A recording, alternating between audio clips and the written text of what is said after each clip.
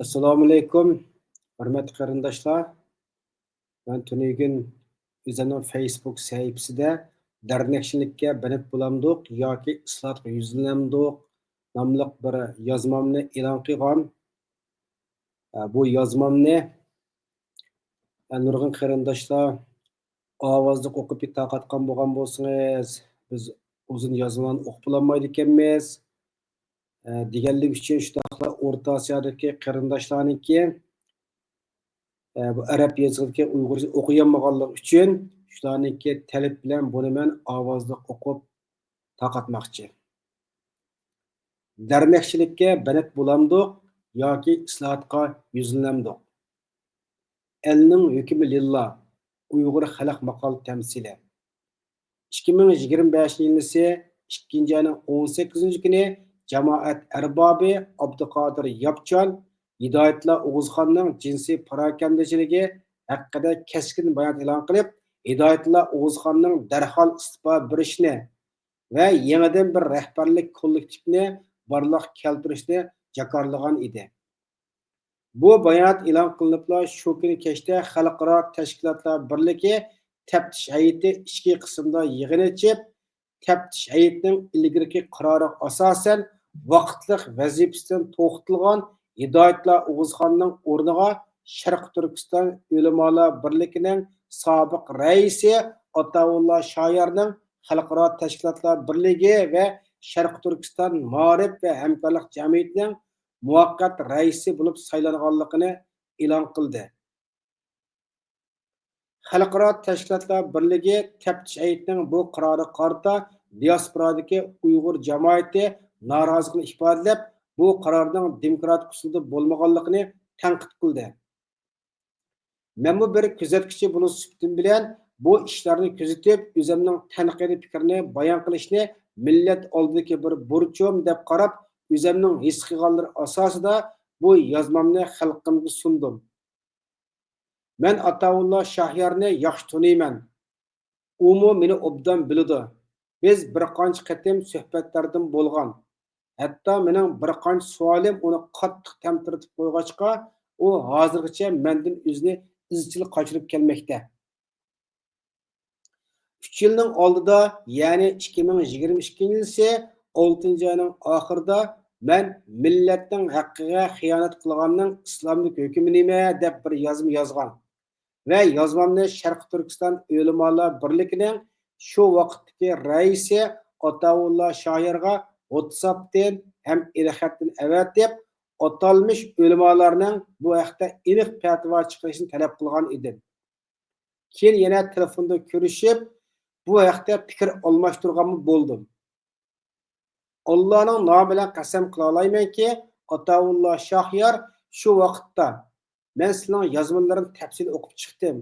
Yaxshi yoziblar. Biz ulamolar birligidagilar bu haqda suhbat qilib, 2 hafta ichida bir fatvo chiqarib javob beramiz deb va'da qilgan edi. Afsus 2 hafta o'tdi, hatto 2 oyim o'tdi. Men hech qanday javob erisholmagandan keyin oldirashliqda unutib qolgan bo'lsa, esig selib qo'yay deb yana telefon qilib ko'rishsam, ma'qul dedi. Yana saqladim. Oy o'tdi. Yana javob yo'q. Keyin yana uchur qilsam, shu hamon meni WhatsAppdan cheklab qo'ydi. Xulosa qilam, aslida o'z millatining haqqiga xiyonat qilganning islom hukmi nima degan masalaga fatvo picholmasligida sabab bor ekan. Bo'lmasa, nima uchun fatvo pichimiz deb va'da bergan Ataullah Shoyar tuyuqsiz o'zgarib meni qor tizimlik tiqib o'zini olib qochdi. Uning va ulamolar birligining fatvo bergidek bilimi ham salohiyati yo'qmi? Albatta bor. Emsa Ataullah Shoyar rahbarligidagi ulamolar birligini fatvo pichishdan to'sib turgan sirliq ko'langi nima? Men yana shundoq deymanki, vatanning kelajagi, millatning istiqboliga munosabatli masalalarga fatvo berishdan o'zini qochirib yurgan ulamo degan chiroyli sifat bilan sifatlangan Ataullah Shoyarning Xalqaro tashkilotlar birligi, shundoqla Sharq Turkiston ma'rif va hamkorlik jamiyatining muvaqqat raisi bo'lib saylanishi Sharq Turkiston mustaqilligini asliga keltirish da'vosiga qilingan xiyonat Rabbimizning oldida kechirgisiz jinoyat hisoblanadi. Ey xalqim, sizlarning sukut qilishinglar Sharq Turkiston mustaqillik kurashida nurg'unlagan haqsizlikning yamrab ketishiga, adolatning hech kimga arzimay, riyokorlik, manmanchilik, soxtalikning virusdek tarqalib ketishiga sabab bo'lmoqda. Qachongacha haqsizlikka sukut qilamiz? Biz qiyomat kuni Allohning oldida haqsizlik qarshi sukut turganligimiz uchun nima deb javob beramiz? Jamoat arbobi Abduqodir Yapchan videosida xalqqa xitob qilib, xalqaro tashkilotlar birligi yangi bir rahbarlik kollektivni tizdan saylab chiqish kerak degan keskin so'zi bizni chunqur o'ylashga dalolat qiladi.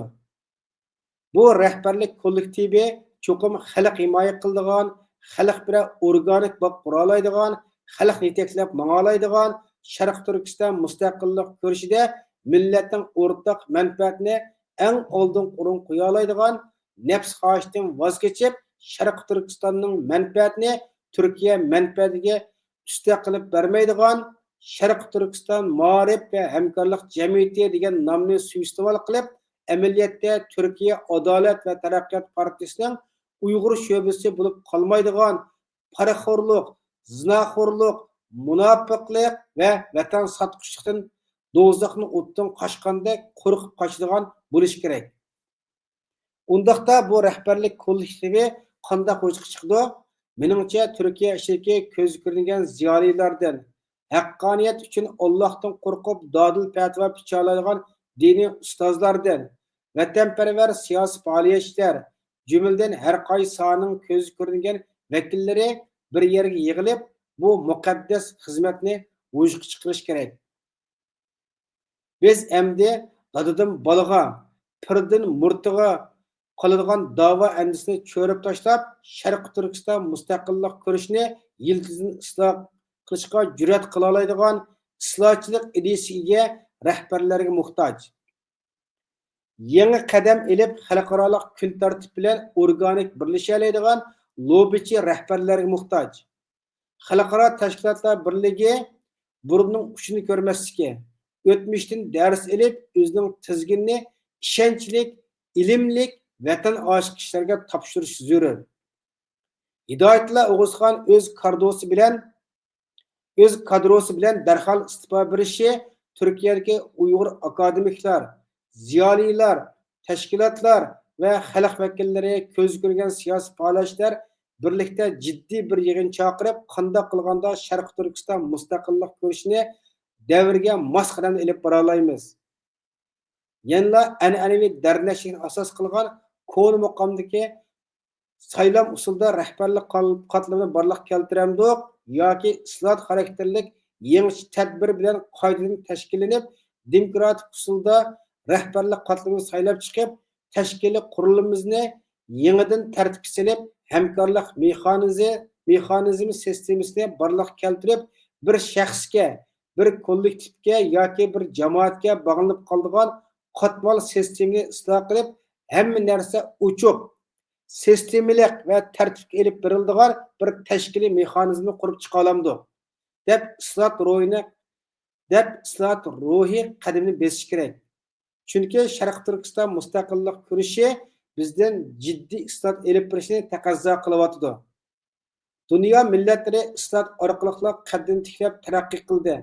Ammo biz an'anaviy darnakchilikka konidek chaplashib qolgan kunimiz bugungi ochiq reallik. G'aflatdan uyg'onayli, uyqumizni ochayli, islohot qadamini olayli.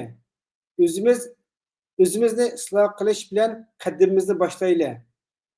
Mana bu diasporadagi Sharq Turkiston mustaqillik kurashi uchun kech-kunduz umid va istiqbol tushaydigan har bir Uyg'urning shundaqla navbatdagi vaziyatning taqozosi. Diasporadagi 70 necha yillik Sharq Turkiston mustaqillik kurash yo'lidagi tajribalardan shuni his qildikki, bizning mustaqillik kurashimizdan bir ilmiy xulosa chiqarishimiz navbatdagi zaruriyat. Aziz qarindoshlar, Sharq Turkiston mustaqillik kurashi bizdan jiddiy islohot elib berishni, qaytadan tashkillanib, yangidan shakllanish oldida turayotgan yangi dunyo tartibidan o'rin olishni, muhimi navbatdagi fursat va xiraslarga yaxshi tayyorlik qilishni talab qilyotidi. Biz uyqumizni ochayli. Tarixdan buyon dunyo millatlari islohot orqali qaddini tiklab taraqqiy qildi.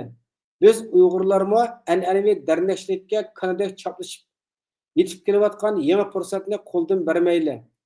Chunki Sharq Turkiston mustaqillikning burunroq asli kelishi darnashchilarning, diktator tashkilot zolimlarining emas, balki vatanparvar Uyg'ur azmatlarining ta'xirsiz va birdan-bir g'oyasi.